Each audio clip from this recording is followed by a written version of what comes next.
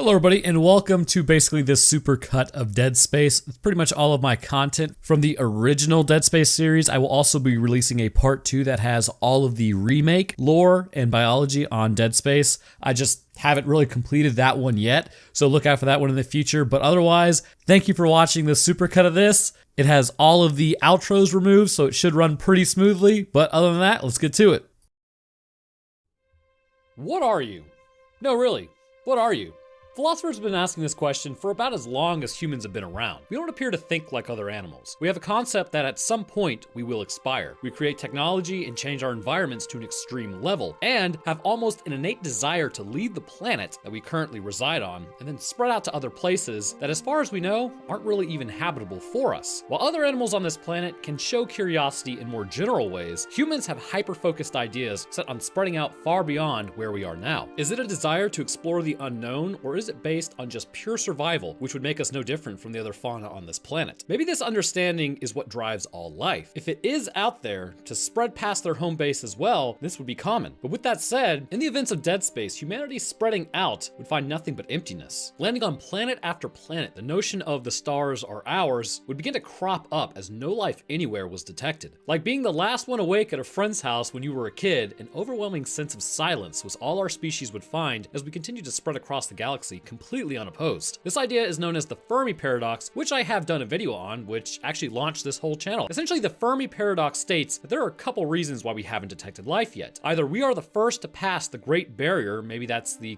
complex formation of multicellular life, or the Great Barrier lies before us and all other species that have branched out have already hit it and went extinct. Personally, I think the Great Barrier is our species unlocking the power of the universe, and in this case, the nukes. And then with our dumb ape brains, we nuke ourselves into oblivion, but it remains to be seen on that. Anyhow, eventually, the Great Barrier would show itself to humanity, but even when we had time to pivot out of the way, humanity didn't really know what it was supposed to do. What would start out as an isolated event on a mining planet where nobody was supposed to be, as something was hidden there long ago, humanity would rediscover the marker. After finding the black marker on Earth almost 300 years previously, a micro outbreak happened that resulted in Altman being taken out by a necromorph and an entire religion to be spawned, as he was viewed as a martyr. At this point, the government would go on to continually study the marker, finally creating their own marker, which is known as the red marker, but it would become quickly apparent that the influences on the brain were absolutely detrimental. Reportedly, with the black marker, two voices could be heard. One would tell you to attack and end the lives of those around you, and the other would whisper for you to stop the outbreak, but in reality, it would be pushing you towards a convergence event. During this time, an idea was brought up that maybe the hallucinations were a way of the brain protecting itself from the marker signal, which, for all intents and purposes, could be correct, but we will be going into that a little later on. As the government realized that the marker could not be controlled, they sought to hide it away on a planet well outside of where humans traveled. Then they would restrict the zone from any further exploration by quarantining it, and then take out anyone who had knowledge or was associated with the marker project. This was temporarily successful. Humans completely forgot about the marker, and as a result, the species would continue on spreading across the stars. But as we did this, we needed more energy, more materials, and more worlds to sustain ourselves and our growing population. Eventually, quarantining areas were tapped into by mining ships. Aegis 7 would prove to be the beginning of humanity's downfall. Shortly after discovering the marker, a sickness began to spread across the small mining colony. Aggression was the first to arise between friends, family, and co-workers. People would begin hallucinating monsters everywhere, but really they were just other people before being brought down by others who weren't as influenced. Eventually, however, these monsters were no longer just hallucinations, and a full-scale outbreak was happening. Small groups would attempt to escape the planet in chaos, but would still continue to become altered and changed even after getting away. On Aegis 7, a woman by the name of Lexine Weller would appear to show an absolute disregard for the marker, and by association would almost present as something of a beacon of sanity for those around her as well. This apparent immunity to the effects of the marker would be spotted in others such as Ellie Langford. However, this trait was not very common. So the question is, why exactly are some immune to the marker signal whereas others fall quickly? And how can we figure out this by using Isaac's experience with the marker? Well, in today's episode, we will discuss just that. Now, I have done a video on Ellie's supposed immunity and briefly mentioned Lexine. That said, after thinking about it some more and reading up on the history of Lexine and looking into some research articles on neurology, I think I have a better understanding of how this all might work now. So let's discuss in today's episode how immunity to the marker requires a